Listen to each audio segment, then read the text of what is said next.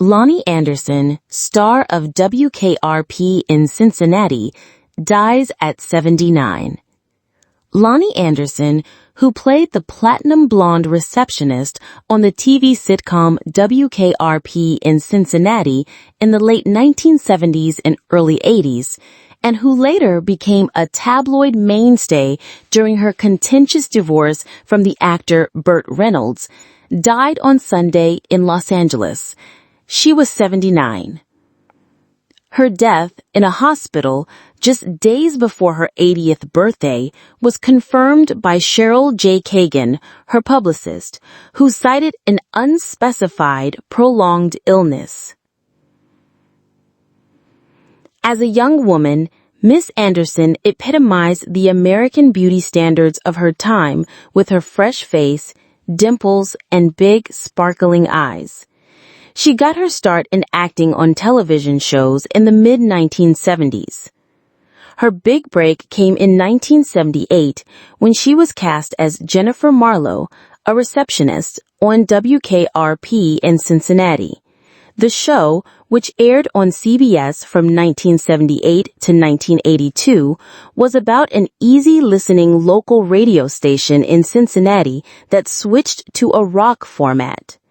Her role earned her 3 Golden Globe nominations, as well as 2 Emmy nominations.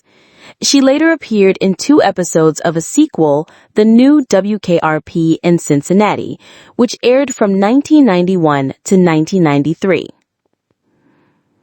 Miss Anderson's seemingly ditzy, bombshell character was anything but, and her performance as Jennifer showed that looks and smarts could go together. I was against being like a blonde window dressing person, so I made my feelings known, she said on Australian television in 2017. And as we know, Jennifer was the smartest person in the room. She added, "She just turned into a great groundbreaking kind of character for women to be glamorous and smart." Miss Anderson's blonde locks were not her natural hair color, and she initially had conflicted feelings about them. She had been a brunette for most of her life, including during her early acting career, and worried that she would not be taken seriously as an actress if she dyed her hair. "I was very much on the fence about it," she said in the interview. She entered into a relationship with the actor Burt Reynolds, who would become her 3rd husband in 1982 when they were filming Stroker Ace, a movie comedy revolving around car racing. Miss Anderson played a rather sweet, Marilyn Monroe-like turn as a virginal public relations woman who was the love interest of Mr. Reynolds' character, Vincent Canby wrote in his review in the New York Times, dismissing the film as the must-miss movie of the summer.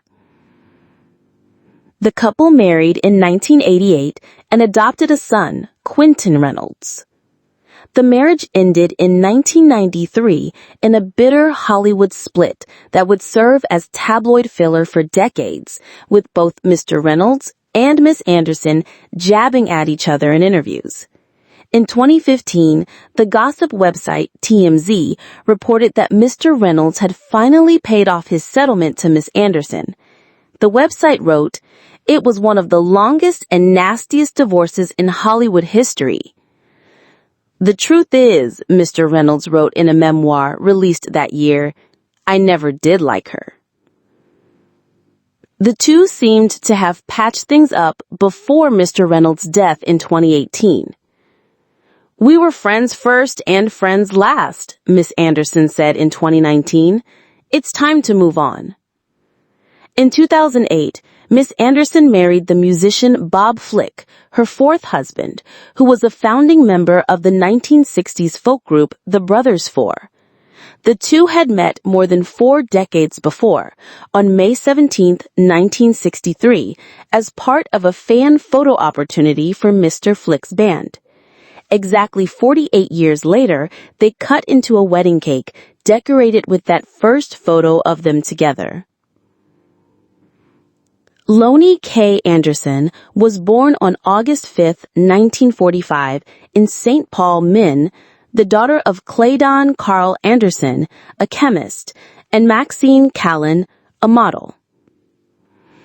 In addition to her son Quentin and her husband Mr. Flick, Miss Anderson is survived by her daughter Deidre Hoffman, her stepson Adam Flick, 2 granddaughters, and 2 step-grandchildren.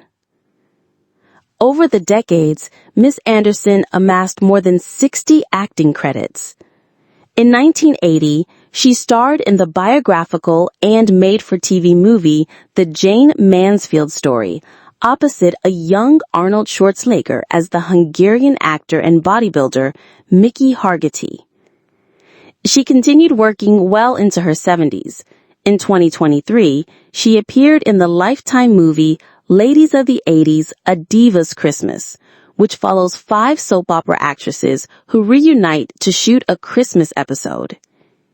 She remained true to her early television persona well into her later years, still maintaining her bleached blonde hair. At the premiere of Ladies of the 80s, she reflected on acting in the 1970s and 80s compared to doing so in more recent times. Young actors in the 21st century could be chameleon-like, she said, whereas in her generation, everybody had an image and you stuck to your image. We were kind of put into our image, into our Loni suit.